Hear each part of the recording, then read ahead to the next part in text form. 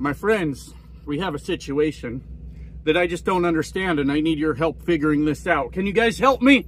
Help me figure this out. So, I was in this truck stop just now using the urinal, which is, turns out, way cooler than pissing in a bottle at 76 miles per hour, right?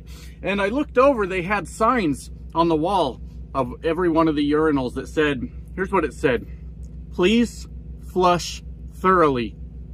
My friends, have I lost my damn mind? How exactly does one flush thoroughly?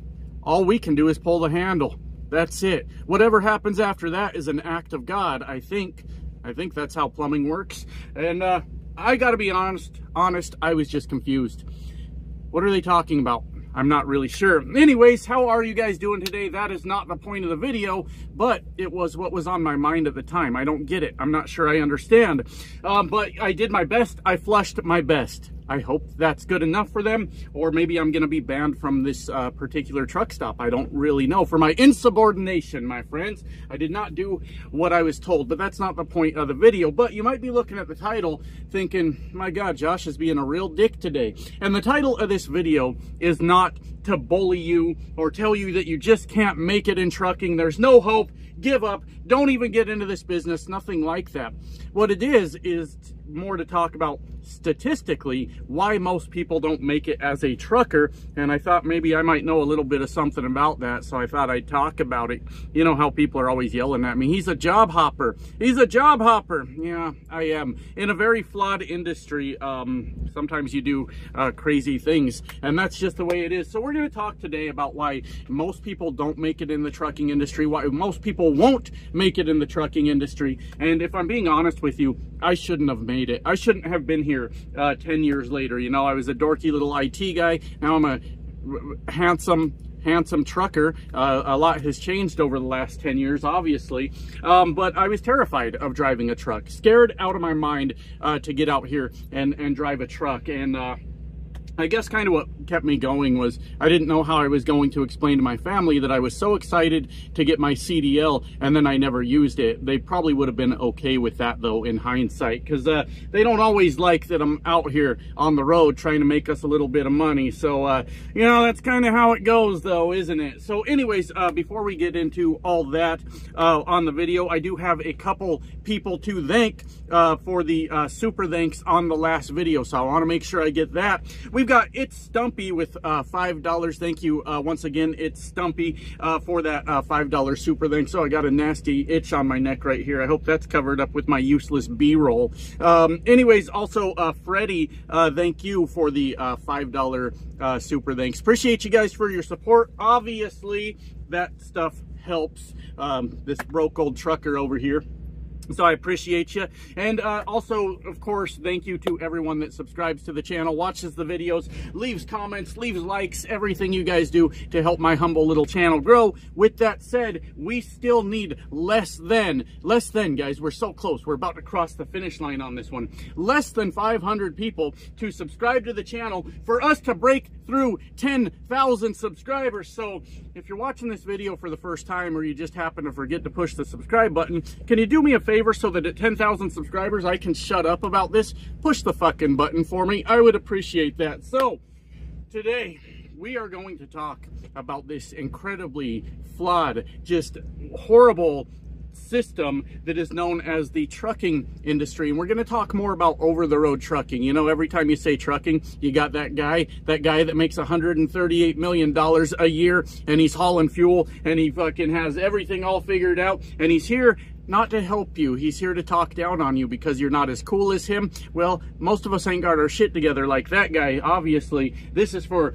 us road warriors, baby. Us out here on the over-the-road stuff. The people that want to do the over-the-road stuff. I'm going to tell you why it's a fucking shit show. That's what I'm going to do. It's kind of cool, though. Like, at the same time, it's kind of a very cool industry compared to a lot of shit. You ain't going to see me in the goddamn office again. I hope not.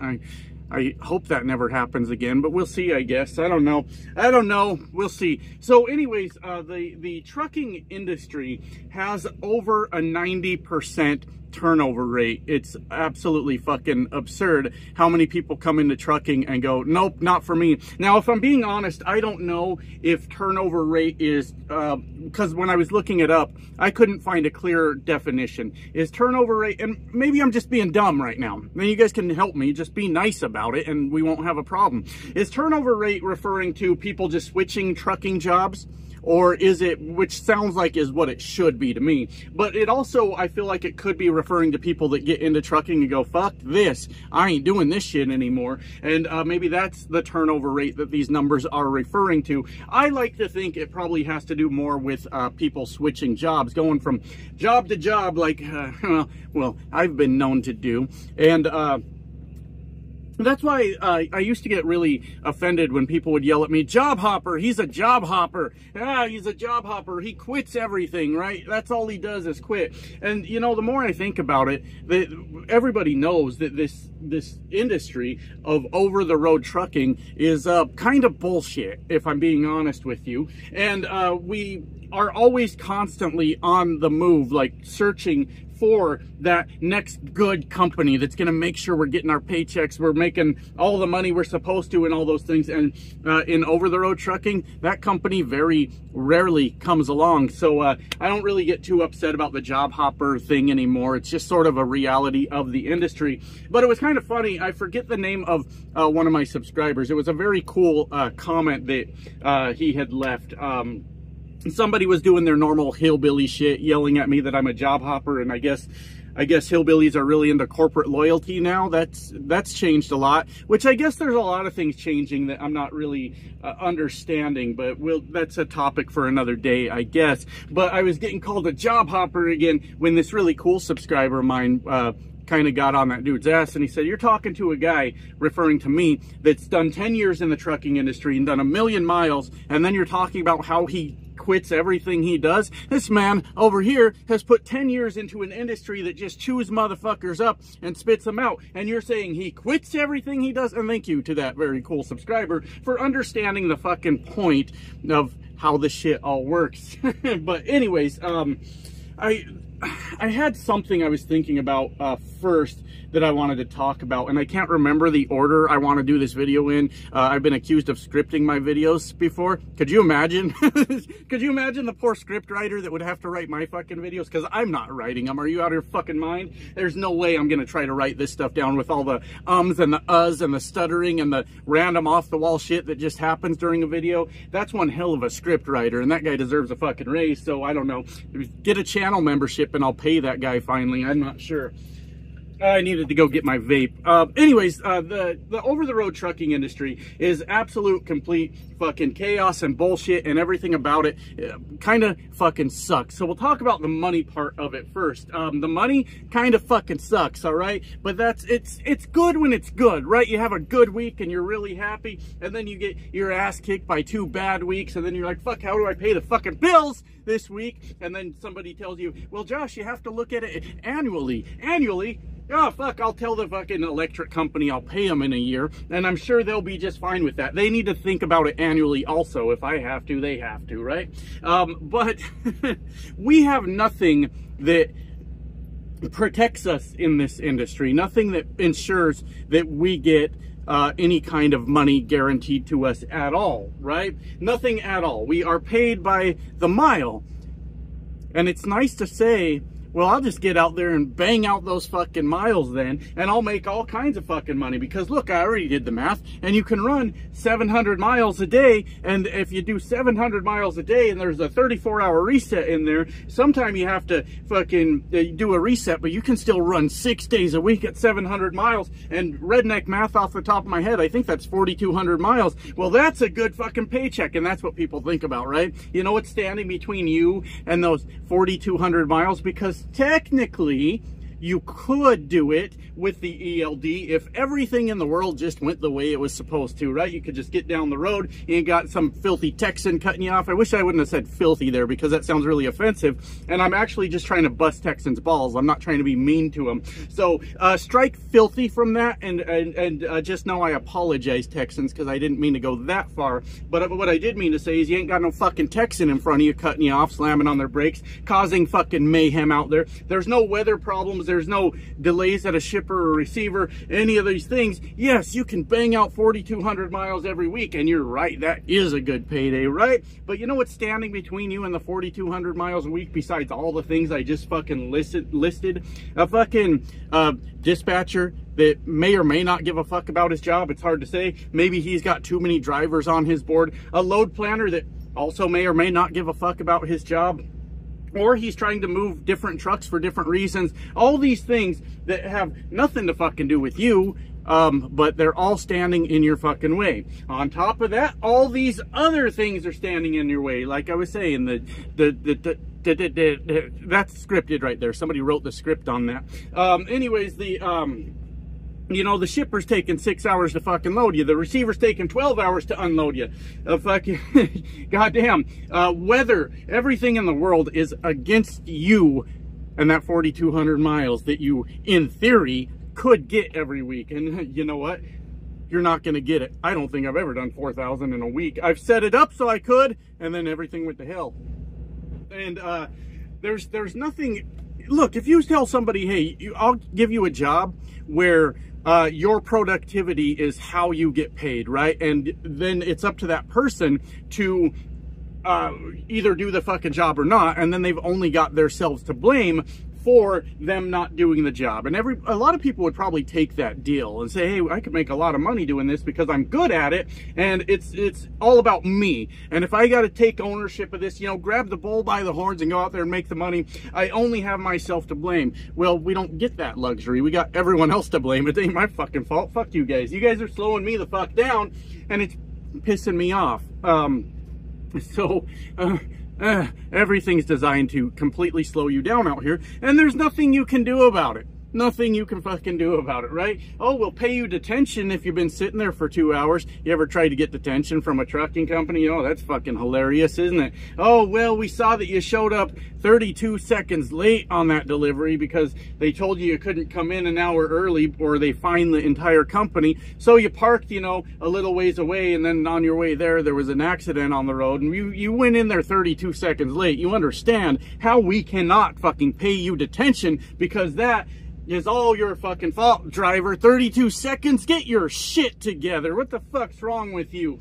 And there's nothing you can do about it. But I've always said, you know, I'm not on the company side, but I still look out for the company guys. Not that it does anything, like me talking on the internet has yet to solve any of the world's problems. I don't fucking know why. It seems like nobody's taking me seriously, and I can't figure that out. I'm a very, very serious guy, and the world needs to start listening to me. But I have talked many a times about how truckers need to be, you know, compensated for their work. They need some sort of like built-in, I don't care if you don't like it, federally mandated guarantees for how much money we can make. You know, like a minimum wage or something, right? And people get real mad about that. The biggest opponent of truckers, let me try this again. The biggest opponent of over-the-road truckers getting paid for all the work they do is over-the-road truckers. Oh, they don't want to hear that shit at all. The sky's the limit out here, Josh. Yeah, sure thing, buddy. It sure the fuck is. Mention a union to a truck driver and watch their little heads fucking explode. Then they'll start yelling at you, we don't need anyone to speak for us, Josh. Yeah, because the old way sure the fuck is working out, isn't it? That's getting a lot of shit done. You yelling at everybody else is really solving the fucking problem. Yeah, you probably do need someone else to speak for you. You need to be organized. You need to have certain guidelines for why you are not getting the fucking money that's supposed to be owed to you, right? That should be common sense, but it's not. Truckers like not getting paid for things. I guess it's a huge thing that they really, really fucking enjoy. I love trucking so much that you don't even have to pay me for all this shit. Pay me for the miles, but don't worry, don't pay me for sitting around waiting on your bullshit. Don't pay me for keeping fuel in that truck. Don't pay me for fucking making sure that truck's safe to go down the road, because I love trucking so goddamn much. I think that you should keep your money. That's how much I love trucking. Well, I guess if you do love something, you would do it for free, wouldn't you? Wouldn't you? But there's no protections built in at all.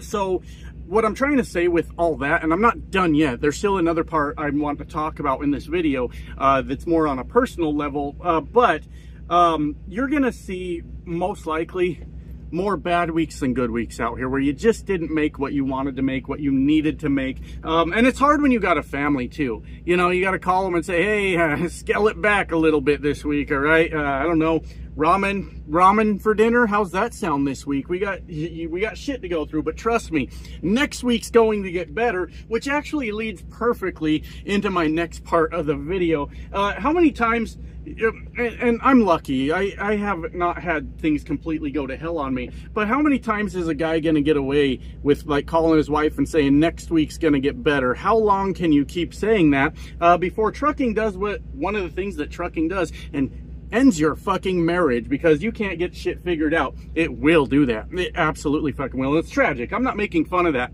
at all. Going through shit in the truck is the worst fucking thing ever. It's absolutely fucking awful. And trucking don't give a shit if you get divorced, not at all. So good job there, cowboy. Now you're getting divorced from probably, fuck, I was gonna say some really mean shit there. Just sometimes shit just comes out of my mouth. We're all so lucky to find somebody that wants to stick with us for some fucking reason, aren't we? And what a nice way of saying what I was going to say is, we may not get that opportunity again. It may be all that's left, which beats what I actually was gonna say, was that woman was the last one that's ever gonna love you, you piece of shit. Sounds terrible, doesn't it? I'm glad I didn't say that, because that would have been really mean. I don't think you're a piece of shit. It's just sometimes hateful things fly out of my mouth, and we just have to deal with it, don't we? Yeah, we sure do. But I'm gonna tell you something, guys. I'm gonna tell you something. It takes one tough motherfucker to be a truck driver. And I'm not talking like physically tough, right? You know, the guys that are running around talking about how they're gonna kick your ass on Fuel Island, those are real tough guys. Yeah.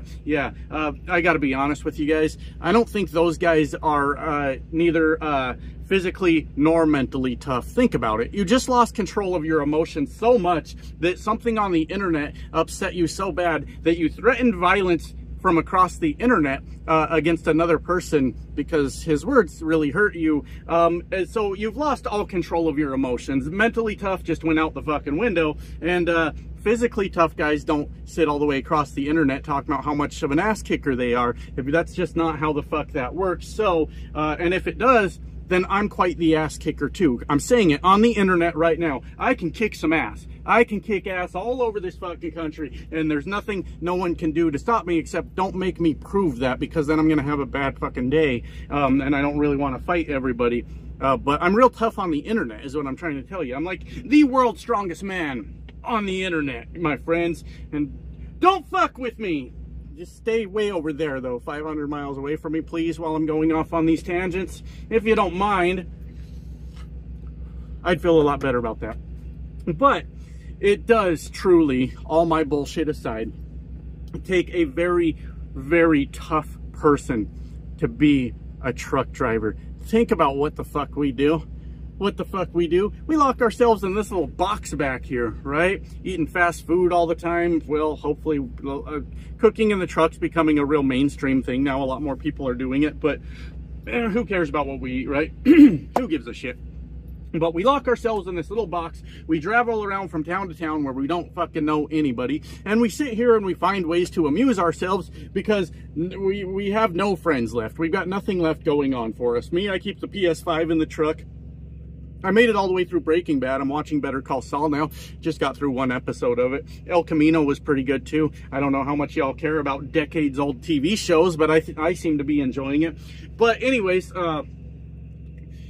that's the hardest part about trucking, is just you spend all your fucking time back here in this box, or driving the truck. Sometimes you do that too every once in a while when dispatch gets off their ass and finds you a fucking load, right? Then you do a little bit of truck driving too. Oh yeah, and all that time you spend sitting back here waiting for someone else to do their job that's getting paid a salary right now. You're not making anything waiting for them to do their job. You're just back here. That's fun, isn't it? What am I trying to say? That is the fucking hardest part of driving a truck, is that isolation. And we did it to ourselves on purpose. We asked for this apparently, and that's why a lot of people won't make it in the industry, because once they get out here and go, holy shit, this is, what am I doing? Like I had a wife, I have kids, I had friends. We would go to family gatherings on the weekend, and my goofy ass is out here running around in a fucking truck now for less money than I could make operating a forklift. Holy shit, I think I might have fucked up. And then they quit. And then don't worry about it though, because the trucking company you're driving for right now, they got 3 assholes sitting in orientation right now, at least 3, depending on the size of the company, maybe 30, maybe add a 0 to that, I'm not really sure. But they got 3 assholes sitting there in orientation right now because they know at least 5 trucks are coming back this week through someone else is quitting and they're gonna go work another job. So they go in, they wipe it down with a rag real quick and throw a new mattress in there and repeat the fucking cycle over and over and over, and nobody ever wants to address the actual fucking problem. How do we keep a driver happy? Oh, we're not concerned with that? We can just hire another fucking idiot to drive the truck? Perfect. That sounds even better, doesn't it? Yeah, it sure does. Fuck. What else is on my mind? It feels like I got a lot to say today. Yeah, this is planned in to trucking. This is all figured into it. You're going to quit. You're going to quit within a few months. We got to make sure we're continuing to hire drivers nonstop, even if there's no trucks available at the time we hire that truck. But that driver, by the time we get them here and get them through orientation, we'll have a few trucks available. Don't worry about that. We already know it's going to happen. And what did we do? What did we do to prevent that from happening? Nothing. We don't give a fuck to do nothing, because what you need to understand, guys, this industry is not about your paycheck. You guys, you know, and it's something I have obviously struggled with my entire trucking career. I go, what's the fucking problem? I'm setting myself up to make some good fucking money this week. Why are we sitting around? And just disclaimer, I'm not bitching at my company in particular. Somebody's probably, oh, he's mad at Trekker already. No, I'm not mad at Trekker. This is an industry-wide problem. This is bigger than me sometimes here on this channel. I know that sounds fucking crazy, but it truly is bigger than me. But none of this has anything to do with your paycheck and how much money you are going to make. It's all you are, my friends. I'm gonna make you feel real bad now. You are capacity. You are a guy with the CDL or a girl with the CDL, and you're sitting in a truck with an empty trailer. Does it really matter if that to the company if that trailer's loaded? Maybe to a point. But what matters more is that they can go to these shippers and receivers, you know, these drop and hook lots, and say, hey, look, we've got 300 trucks and we've got 700 trailers. We can service the hell out of your account, and we can make sure we're getting everything we need on time. So if your truck is sitting nearby where there's going to be a load ready in 2 days, but the load planner's not sure he can get another driver there to do it, well, guess what, buckaroo? You're going to sit there till that fucking load's ready to go, or something. All you are is capacity. None of this has anything to do with the size of your paycheck, according to the powers that be. Sit there, motherfucker. That load ain't ready to go, and we ain't gonna get a truck in that area until it's already too late. So guess you're just hanging out there, truck driver. That's what you're gonna do. And none of this is about you. We just celebrated Driver Appreciation Week. Ain't that fun? Yeah, thanks. I mean, I wish they wouldn't, if I'm being honest with you. Just leave it the fuck alone. I guess maybe I'm kind of a weirdo. If you really appreciate drivers, yeah, paychecks are cool.